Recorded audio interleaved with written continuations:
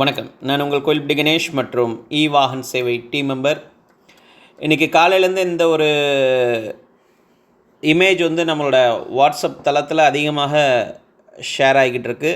கூடவே ஒரு சில ஆடியோவும் வந்துக்கிட்டு இருக்குது. அதில் நிறைய குழப்பங்கள் இருக்குது. அதாவது சலான் எந்த வண்டிக்கு எந்த வருஷம் வரைக்கும் உள்ளது அப்படிங்கிறது புரியாத ஒரு புரிதாகவே இருக்கும் அந்த குரல் பதிவில். தப்பில்ல. அதுக்காக வாகன் சேவை மூலமாக federation of Karnataka lorry owner association president திரு நவீன் ரெட்டி சார்கிட்ட கேட்டிருந்தோம். அவங்க தெளிவாக ஒரு புரிதலான ஒரு விஷயத்தை சொல்லியிருக்கிறாங்க. உங்களோட வண்டி என்டையர் கர்நாடகாவில் டிராஃபிக் இல்லை டிஎஸ்ஏ, இந்த டிஎஸ்ஏ அப்படின்னா உங்கள் ஆர்டிஓவில் உங்களோட சலான்லாம் போட்டு ஒரு மஞ்சள் கலர் நோட்டீஸ் ஒன்று கொடுப்பாங்க. 20,000 ஃபைன், 10,000 ஃபைன், ஏதோ ஒரு செக்ஷனில் போட்டு உங்களோட ஃபைன் 31/3/2020 இருக்கணும்.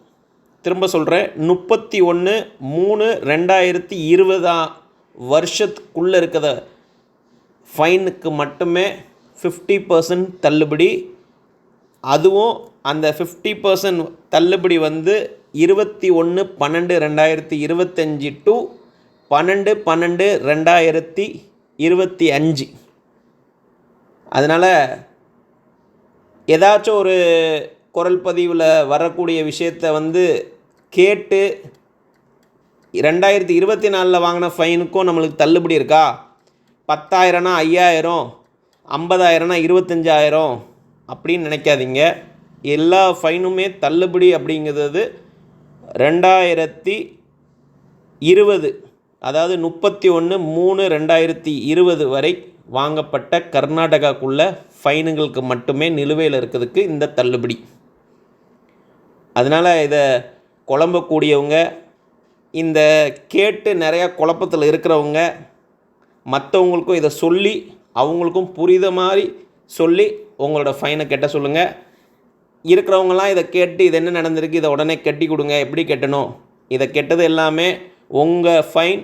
நீங்கள் நேராக உங்கள் ஆளுகளை விட்டு அங்கே இருக்கக்கூடிய பார்டர் செக் போஸ்ட்டோ இல்லை வழியில் பிடிச்ச டிராஃபிக்கோ எங்கேனாலும் நீங்கள் நிப்பாட்டி கட்டிக்கலாம்.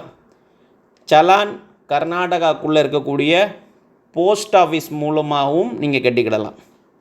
அதனால் சலான் நம்பரை வச்சு கர்நாடகாக்குள்ளே இருக்கக்கூடிய போஸ்ட் ஆஃபீஸ் மூலிமா மற்ற இடத்துல இருக்கக்கூடிய சலானும் ரொம்ப சுலபமாக கட்டிக்கலாம். இந்த ஒரு விஷயத்தை எல்லாருக்கும் ஷேர் பண்ணுங்கள். எந்த குழப்பமும் வேண்டாம். கர்நாடகாவில் உங்களுக்கு தெரிஞ்சவங்ககிட்ட கேட்டும் தெளிவாக புரிஞ்சு கொள்ளுங்கள்.